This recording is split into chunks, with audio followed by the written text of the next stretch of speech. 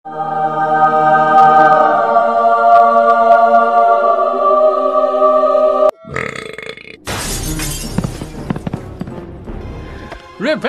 Repent! Lest you too taste the wrath of the were-rabbit! Halo sobat-sobat semua, kembali lagi di channel Behold. Kali ini saya akan menceritakan film yang berjudul Wallace and Gromit: The Curse of Were-Rabbit. Film ini merupakan film animasi stop motion yang disutradarai oleh Nick Park dan diproduksi oleh Aardman Animation, studio yang sama yang mengambil bagian dalam proyek Shaun and the Sheep. Film ini dirilis pada tahun 2005.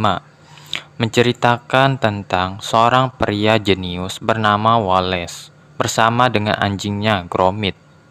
Mereka berdua menjalankan bisnis bernama Antipesto di suatu desa. Bisnis ini bertujuan untuk membasmi hama dari kebun milik warga. Di desa akan diadakan festival atau kontes sayuran raksasa. Para penduduknya pun sibuk mempersiapkan kontes itu dan menyiapkan beraneka ragam sayur-sayuran dan buah-buahan. Wallace dan Gromit bertugas untuk membasmi hama, yaitu yang berupa kelinci yang mereka tampung di rumah dan mereka beri makan. Kekacauan terjadi saat Wallace mencoba eksperimen untuk memanipulasi pikiran para kelinci itu, sehingga terjadilah hal-hal yang tidak diinginkan. Tanpa berlama-lama lagi, silahkan kalian langsung simak alur cerita film Wallace and Gromit: The Curse of Were-Rabbit. Let's check it out.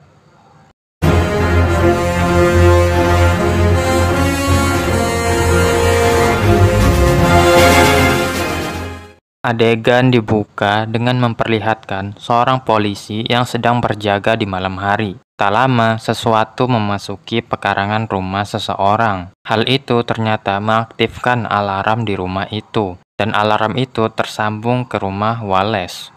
Ia bersama dengan anjingnya, Gromit, dibangunkan oleh sistem canggih di rumah mereka. Mereka lalu pergi menuju rumah itu, dan mereka menangkap sesuatu yang menyusup ke rumah itu, yaitu kelinci. Setelah berhasil menangkap kelinci itu, Wallace dan Gromit lalu pergi membawa kelinci itu, dan para penduduk berterima kasih kepada mereka. Mereka menjalankan bisnis Antipesto, khusus untuk membasmi para hama. Antipesto memiliki sistem kerja yang manusiawi. Kelinci-kelinci yang mereka tangkap dipelihara di rumah Wallace dan diberi makan oleh Gromit. Wallace dan Gromit lalu sarapan, dan semua ini disiapkan oleh si Gromit dengan bantuan sistem canggih di rumah mereka. Hubungan mereka berdua lebih ke arah sahabat dibandingkan majikan dengan tuannya. Wallace memiliki otak jenius dan menciptakan seluruh alat-alat canggih di rumahnya, sedangkan Gromit lebih telaten dan bijaksana. Gromit ternyata juga mempersiapkan kontes sayuran raksasa. Ia merawat melon raksasa dan berencana untuk memenangkan kontes itu. Kembali ke rumah, Wallace memperkenalkan mesin manipulasi pikiran yang baru saja ia buat. Tepat sebelum ia mengaktifkan alat itu, telepon berdering. Itu adalah telepon dari Lady Tottington, sang penggagas dari kontes sayuran raksasa. Ia membutuhkan bantuan dari Antipesto. Kelinci-kelinci di rumahnya sangat banyak dan butuh solusi untuk mengatasi masalah ini. Ia sangat yakin terhadap Antipesto karena tidak ingin menyakiti kelinci-kelinci itu. Di rumah Lady Tottington juga tiba seorang pria yang bernama Victor bersama dengan anjing miliknya bernama Philip. Victor kelihatannya menyukai Lady Tottington. Wallace dan Gromit lalu tiba di tempat itu dan mengeluarkan alat lainnya yang berfungsi sebagai penyedot kelinci dan memasukkan satu persatu kelinci-kelinci itu ke tangki tanpa terluka sedikit pun. Lady Tottington sangat terkesan dengan cara kerja Wallace. Sementara Victor sangat membenci Wallace. Ia memiliki pandangan lain terhadap kelinci-kelinci itu yang seharusnya dibasmi seketika. Tindakan kasar inilah yang membuat Lady Tottington tidak tertarik kepadanya dan kelihatannya lebih tertarik kepada Wallace. Di rumah, Wallace terpikirkan ide lain. Dengan alat manipulasi pikiran miliknya, ia berencana untuk menukar pikirannya dengan kelinci, agar kelinci-kelinci itu tidak tertarik lagi dengan sayur dan buah-buahan. Dengan begitu, kontes sayuran akan berjalan dengan aman. Alat itu dihubungkan dengan penyedot kelinci sebelumnya dan dibantu dengan cahaya bulan untuk mengaktifkannya. Gromit kelihatannya ragu bahwa alat itu akan berhasil. Secara, alat itu masih baru dan belum terbukti kinerjanya. Benar saja, ketika alat itu diaktifkan, Wallace tidak sengaja menekan tombol blow dan menyedot salah satu kelinci menempel ke kepalanya. Gromit berusaha melepaskan alat itu dari Wallace dan memecahkannya. Sesudah itu, Wallace memberikan wortel kepada kelinci itu, dan kelinci itu menolaknya. Menyadari keberhasilannya, Wallace lalu menamakan kelinci percobaan itu dengan Hutch dan menyimpannya di kandang. Sementara kelinci itu masih menggigil karena trauma. Malamnya, seperti biasa, para penduduk menyalakan alarm milik mereka untuk menjaga sayur dan buah-buahan itu dari para kelinci. Di tempat lain juga, pendeta siap untuk menghidupkan alarm miliknya. Di gereja, ia merasa diikuti oleh sesosok makhluk. Menyangka bahwa yang mengikutinya hanyalah seorang manusia yang kelaparan, ia lalu menawarkan sayur dan buah-buahan miliknya. Ketika sosok itu mendekat menghampirinya, ternyata sosok itu sangat besar dan berbulu. Pendeta langsung pingsan seketika. Makhluk itu memakan sayur dan buah-buahan itu. Tidak hanya buah-buahan milik pendeta, tapi ia juga mengincar sayur dan buah-buahan di kebun warga lain. Malam itu, ia melahap habis apa yang ia bisa habiskan. Paginya, kejadian tersebut viral. Semua sayuran milik warga telah rusak dan tidak diketahui secara jelas apa yang merusak kebun mereka. Mereka menyalahkan Wallace beserta sistem anti-pestonya yang tidak begitu banyak membantu. Pendeta tiba juga di tempat itu dan menjelaskan penyerangan yang terjadi malam tadi. Makhluk itu diketahui ternyata adalah kelinci jadi-jadian yang siap untuk memakan semua sayur dan buah-buahan di desa itu. Victor tiba juga di gereja dan menawarkan diri sebagai pahlawan yang akan menyelamatkan desa. Lady Tottington lalu menyarankan untuk tidak menyelesaikan masalah ini dengan kekerasan dan memberikan anti-pesto kesempatan kedua, dan warga lebih percaya metode milik Wallace. Wallace dan Gromit lalu menyusun strategi untuk memancing kelinci jadi-jadian itu dengan boneka kelinci betina yang dipasang di atap mobil mereka. Boneka itu digerakkan oleh Gromit untuk menarik perhatian kelinci jadi-jadian. Namun karena keasikan mengobrol, boneka itu terlepas dari mobil saat Wallace menyetir menuju terowongan. Wallace lalu turun dari mobil dan berusaha memperbaiki boneka itu. Gromit lalu penasaran karena Wallace yang tidak kunjung kembali ke dalam mobil. Saat ia melihat sekelebat bayangan yang masuk ke dalam toko buah, ia yakin bahwa bayangan itu adalah kelinci jadi-jadian yang diceritakan oleh pendeta, lalu berusaha mengejarnya. Berbagai cara ia coba untuk menangkap kelinci itu dan berhasil mengikatnya dengan menggunakan tali. Ia masuk menuju ke dalam lubang, di mana kelinci itu membabat habis tanaman dan buah yang ada di hadapannya. Kelinci itu pun berhasil lolos. Gromit mengikuti jejak kelinci itu yang menuntunnya menuju rumah Wallace. Wallace yang hilang tadi malam ternyata sudah tiba di rumah terlebih dulu. Ia lanjut mengikuti jejak itu ke basement, tempat mereka menyimpan Hutch. Wallace lalu tersadar, mungkin alat manipulasi pikirannya yang telah merubah Hutch menjadi buas dengan bantuan cahaya bulan. Gromit lalu membuat kandang super defensif untuk mengurung kelinci itu di dalamnya. Setelah ia selesai dengan pekerjaannya, jejak kelinci jadi-jadian itu malah masih ada, dan kini jejak itu menuju kamar Wallace. Saat dibuka, betapa terkejutnya Gromit melihat berbagai macam sayur dan buah-buahan yang telah hancur habis digigit. Esoknya, Wallace menemui Lady Tottington untuk memberitahukan bahwa ia telah berhasil menangkap kelinci jadi-jadian. Dengan begini, kontes sayuran raksasa akan aman untuk diselenggarakan. Wallace memperlihatkan perilaku aneh. Ia tertarik melihat buah-buahan yang ada di tempat itu. Saat ia akan melahap salah satu buah itu, Gromit yang membuntutinya ke tempat itu. melemparkan sesuatu untuk memutar keran, sehingga baju Wallace basah. Ia mengomel sepanjang jalan kepada Gromit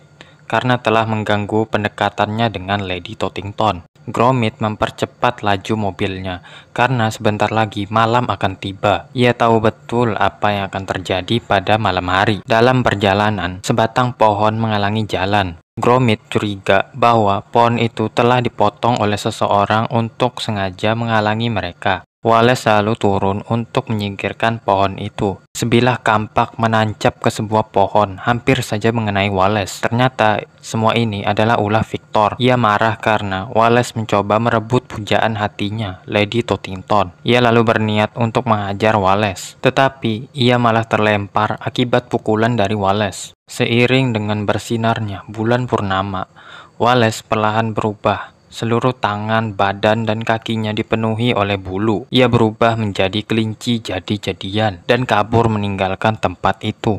Victor lalu berkunjung ke gereja dan berunding dengan pendeta tentang bagaimana cara untuk membasmi kelinci jadi-jadian. Pendeta itu pun memberikan buku ini. Bukan, maksudnya yang ini. Di dalamnya tertuang tentang kelinci jadi-jadian dan cara mengalahkannya, yaitu menembakkan peluru emas murni ke arah kelinci itu. Keesokannya, Wallace dan Gromit sarapan pagi.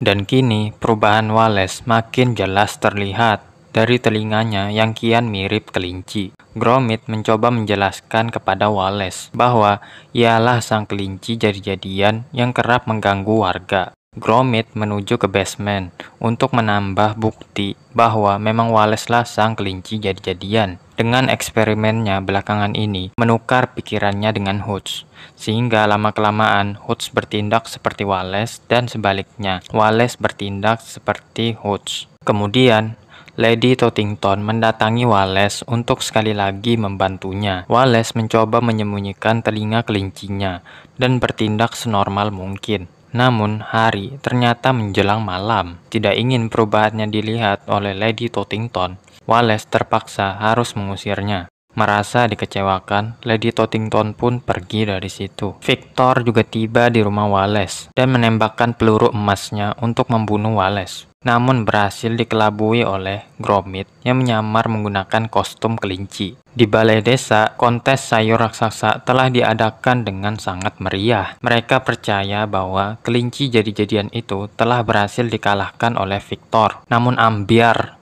saat Victor memberitahukan bahwa kelinci itu belum mati, membuat panik warga. Merasa temannya dalam bahaya, Gromit pergi untuk menyelamatkan Wallace.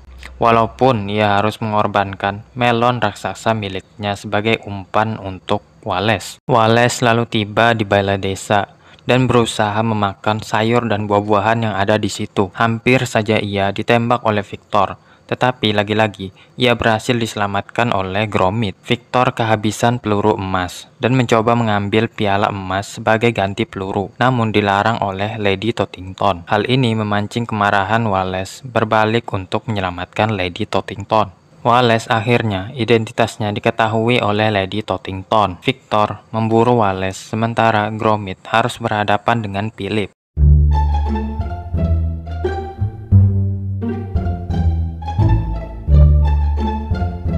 Victor membidik Wallace, namun lagi-lagi dihalangi oleh Gromit.